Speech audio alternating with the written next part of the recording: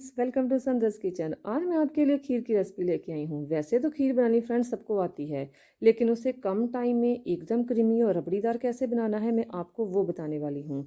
Result friends एकदम awesome होगा। आप ज़रूर एक बार इस रेसिपी को ट्राई करें और मुझे कॉमेंट करके बताएं। रेसिपी अच्छी लगे तो लाइक करें और मेरे चैनल को सब्सक्राइब करना बिल्कुल ना भूलें। तो चलिए शुरू करते हैं।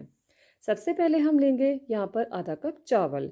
चावल को हमने अच्छे से धोकर वॉश कर लिया है और उसे हम सोक कर देंगे।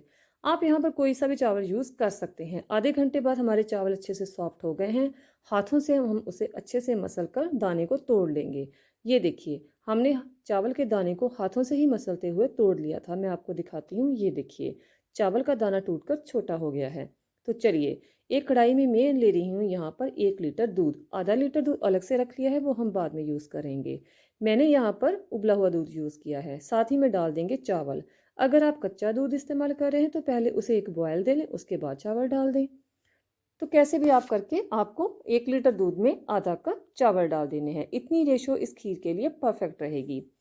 तो साथ ही में फ्लेवर के लिए अब हम डालेंगे इसमें इलायची का पाउडर। आप साबुत इलायची भी यूज़ कर सकते हैं या इलायची के दाने निकाल कर उन्हें तोड़ लें और डाल दें। साथ ही में 1 पिंच इसमें जाएगा केसर। केसर इसमें बहुत ज़रूरी है। इससे बहुत ही अच्छी खीर में से अरोमा आएगी, फ्लेवर आएगा और कलर आएगा। तो इसका जो सीक्रेट इंग्रेडिएंट है वो है केसर। तो ज़रूर डालें, इसे स्किप बिल्कुल ना करें। तो चलिए, अच्छे से हिलाते हुए हमें इसे तब तक कुक करना है जब तक कि चावल जो है वो सॉफ्ट ना हो जाएं। और लगभग 20 से 25 मिनट के बाद हमारे जो चावल हैं वो अच्छे से कुक हो गए थे। गैस का फ्लेम आप मीडियम टू मीडियम हाई रख सकते हैं। और मैं आपको चावल जैसे देखिए, चम्मच से दिखा रही हूँ, चावल हमारे अच्छे से सॉफ्ट हो गए हैं। चम्मच से अगर मैं उसे प्रेस कर रही हूँ तो वो अच्छे से सॉफ्ट लग रहे हैं। तो चलिए, अब इसमें जो बाकी का बचा आधा लीटर दूध था वो डाल देंगे और इसे भी अच्छे से मिक्स कर लेंगे। अब हम इसे मीडियम हाई फ्लेम पर 5 मिनट के लिए और कुक करेंगे। ज़्यादा कुक नहीं करना है, बस 5 मिनट ही और करना है। और अब हम इसमें डाल देंगे ड्राई फ्रूट्स। मैं यहाँ पर बादाम यूज़ कर रही हूँ और साथ ही में मैं डाल रही हूँ इसमें पिस्ता।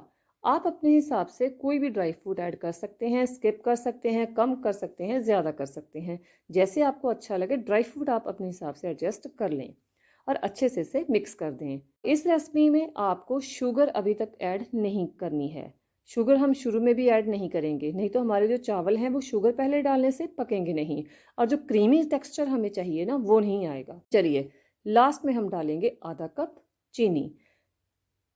अगर आप मीडियम सा मीठा खाते हैं तो आधा कप चीनी इसमें सफिशिएंट है। अगर थोड़ा सा ज़्यादा खाते हैं तो 2 टेबलस्पून आप इसमें चीनी और ऐड कर सकते हैं।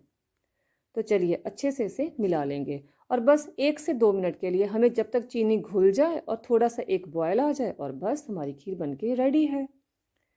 तो देखा आपने खीर का कलर कितना अच्छा हो गया है। ये सारा कुछ सेफ्रन के कारण हुआ है। ये देखिए, बहुत ही फ्रेंड्स क्रीमी और बहुत ही जैसे कि हमने पता नहीं कितनी सारी रबड़ी इसमें डाल दी है।